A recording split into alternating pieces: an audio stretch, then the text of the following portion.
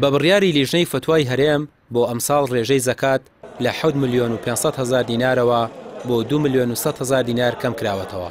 ئەندامێکی لیژنەی فتوای سلێمانیش هۆکارەکەی ئاشکرا دەکات. بۆ مانایە گەر هاتوو کەسێک ساڵێک تا ساڵێک 2 ملیۆن دیناری لە ماڵ دانابێ هیچ ئیشێکی پێی نەبوو بێ و هەر خەزنی کرد بێ کابوو دیارە ئەو کەسە ئەو 2 ملیۆنە جۆرێک لە زیادەیی هەیە لە ژیانیا کە مادامواتانێ زۆر پاشە ئەگە بتوانێت 50,000 لێ بەخشێ بە فەقیرەکان هەر 25,000 دینار بیدا بە هەژاران.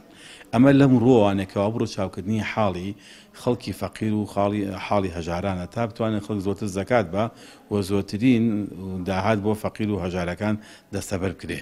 لەم ڕۆقا لە فقی ئیسلامیان قاعیدەمان هەیە چونکە لە فقی ئیسلامی دانانی ڕێژەکانی زەکاتی پارە دەگەڕێتەوە بۆ ئاڵتون و بۆ زیو.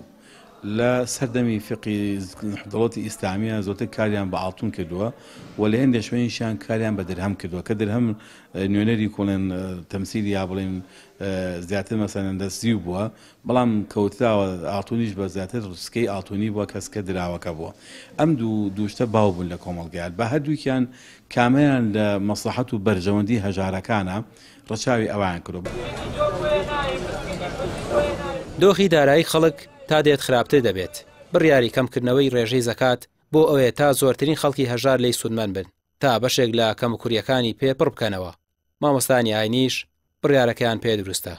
ئەو دۆخە خراپە ئابووریکەوە ئەمڕۆکە لە هەرێمی کوردستانە هەیە ئینشاءڵڵا خۆی پەروەردگار لەسەرمان لابەرێت.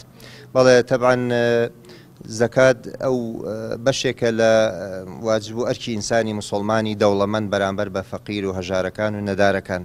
خی پەروەردگار لەسەر دەوڵەمەنەکانی پێویست کردووە تاوەکو احتیاجی و ئاتاجی هەژارەکان پێبڕ ببێتەوانێ و لەو ناڕەحەتیکەوە هەیانە نەجاتیان ببێت.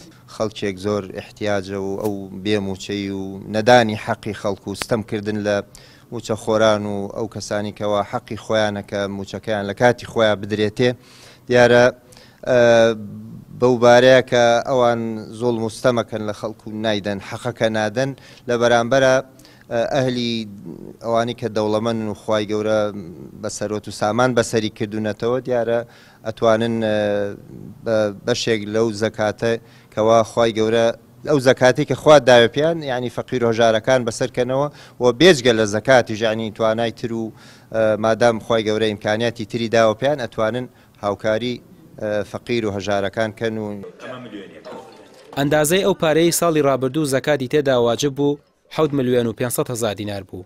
ئەم ساڵ 2,100,000 دینارە. واتە کەسێک 2,100,000 دیناری دانراوی لە ماڵەوە هەبێت و ساڵی بەسەردا تێپەڕی بێت پێویستە بە ڕێژەی 102 و زەکاتی لێ دەربکات. واتە بۆ هەر ملیۆنێک 25,000 دینار بدات. ڕامیا عوسمان کەناڵی پێیام سلێمانی.